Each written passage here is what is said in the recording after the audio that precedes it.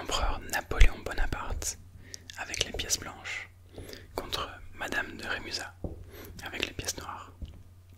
Une partie qui a été jouée en 1804, donc il y a 220 ans. Et je dis partie qui a été jouée, mais on n'est pas certain que ça a été réellement joué, ou que ça a potentiellement été inventé pour mettre Napoléon en valeur et le décrire comme un grand général, comme un grand tacticien. Et Madame de Rémusat, qui est une femme qui joue aux échecs dans les années 1800, c'est assez rare, donc faut le souligner.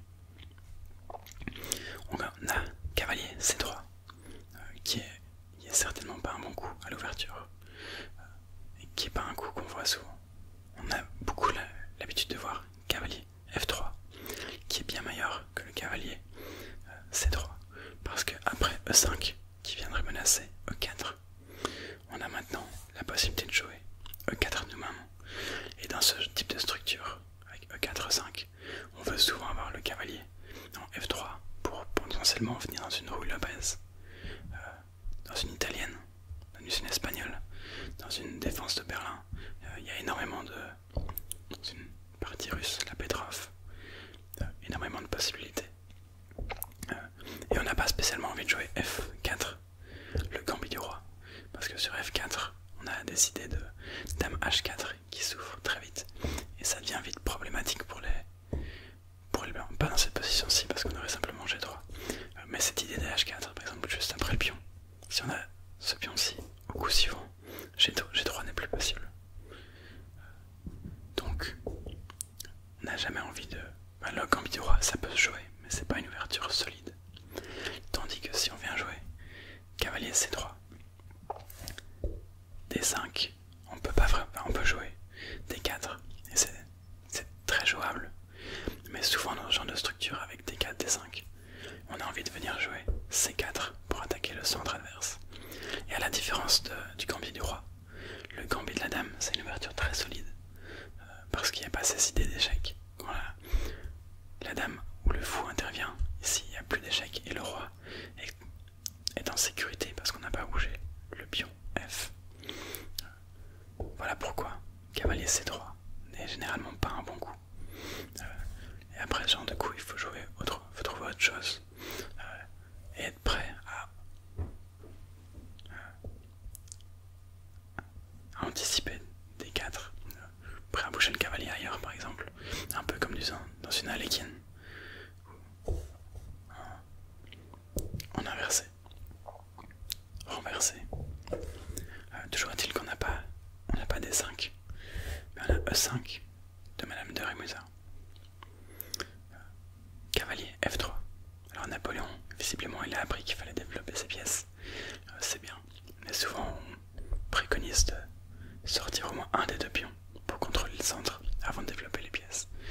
Mais maintenant il n'y a pas de E4 parce qu'on viendrait perdre le pion, et le cavalier attaque le pion E5. On a D6 qui vient défendre le pion. Et maintenant, on a E4. Et maintenant, on a transposé dans une ouverture beaucoup plus classique, avec un petit D6. Par exemple, si on avait maintenant un cavalier C6, on pourrait transposer dans une ligne de la Ruy Lopez, de l'espagnol, où on a joué D6 et cavalier C3. Ce qui est pas un bon coup pour les noirs, parce que le cavalier est cloué, et donc maintenant on peut jouer D4, ce qui n'est généralement pas possible dans la Ruy Lopez. C'est souvent pour ça que dans la Ruy Lopez on a ce coup D3, suite C3, et puis seulement D4. Alors que ici, dans une position comme celle-ci, on pourrait directement jouer D4, ce qui est un coup qu'on a envie de jouer dans cette ouverture. Alors c'est pas la partie. Dans la partie, Madame de Rémusat, elle joue F5, ce qui n'est pas un très bon coup. Alors on voit tout de suite que les deux joueurs sont pas les meilleurs joueurs du monde, mais pour les années 1800, c'est très correct. C'est pas un très bon coup parce que ça vient maintenant affaiblir le roi blanc.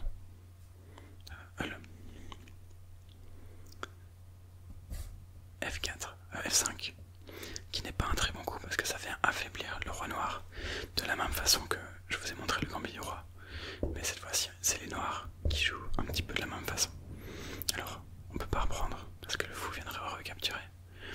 mais ça ne menace rien non plus, parce que sur la prise on pourrait juste reprendre avec le cavalier.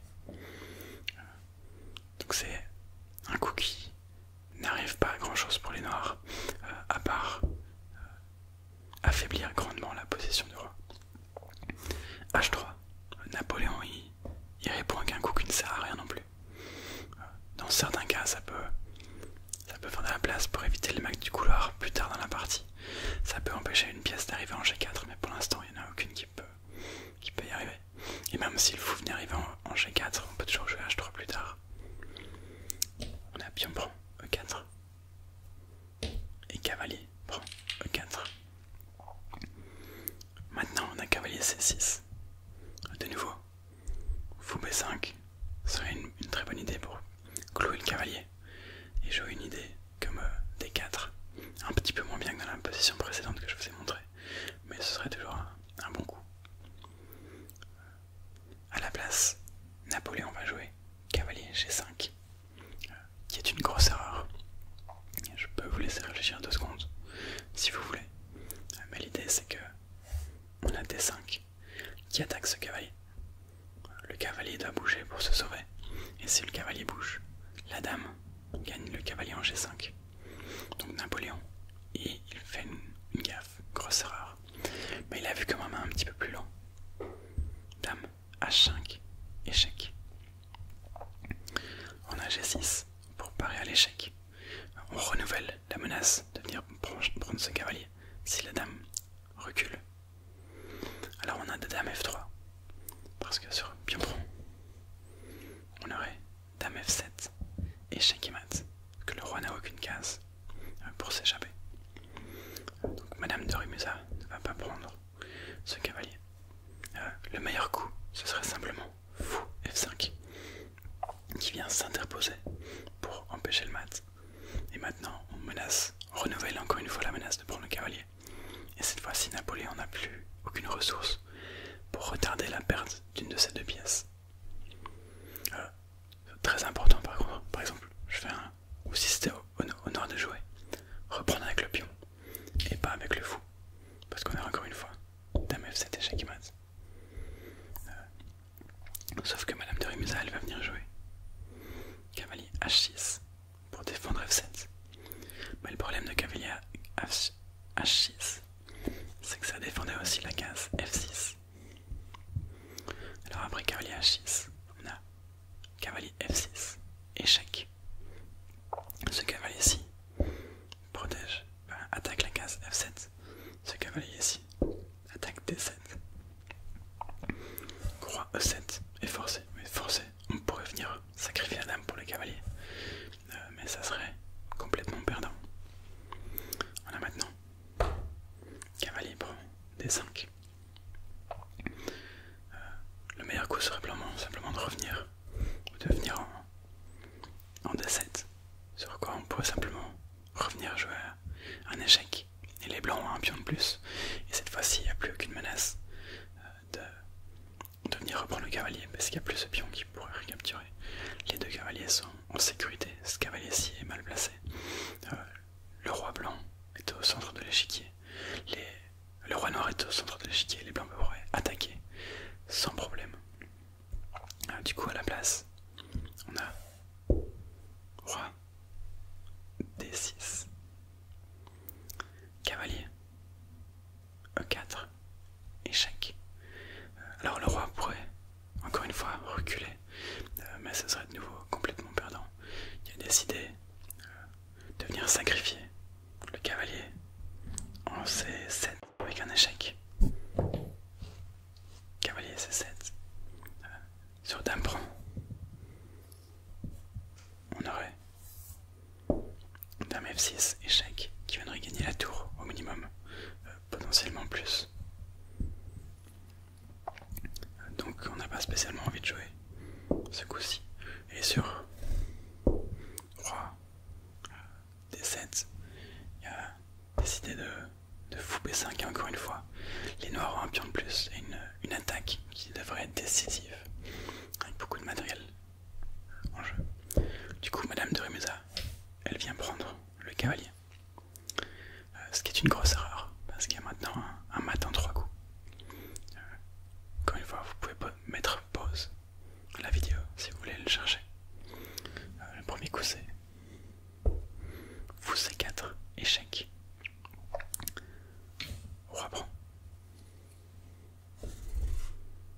Dame B3, échec.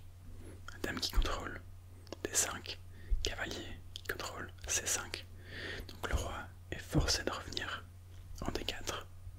Et maintenant on a Dame D3, échec et mat. Parce que le cavalier contrôle C5, la dame contrôle D5. Et la partie se termine de cette façon.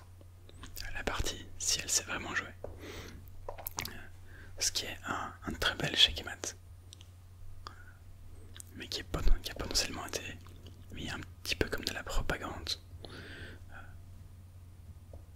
pour décrire Napoléon comme un excellent tacticien. Ce qu'il était. Mais est-ce qu'il était un excellent tacticien sur l'échiquier? Ça c'est une autre question. Voilà. Partie que j'ai trouvée très intéressante. Je me suis aussi posé une question en voyant cette partie-ci. C'est est-ce que c'est la première partie jouée par une femme dont on a une trace? Alors j'imagine que non, parce qu'on a beaucoup de traces de parties plus anciennes. Mais en faisant des recherches, j'ai pas spécialement pu trouver une partie plus ancienne jouée avec une femme. Donc si jamais l'un d'entre vous a des parties plus anciennes, avant 1804, jouées par une femme, je serais très intéressé d'avoir vos retours, parce que j'ai fait un peu de recherche et j'ai rien trouvé. J'ai trouvé des noms de femmes qui jouaient dans les années 1500.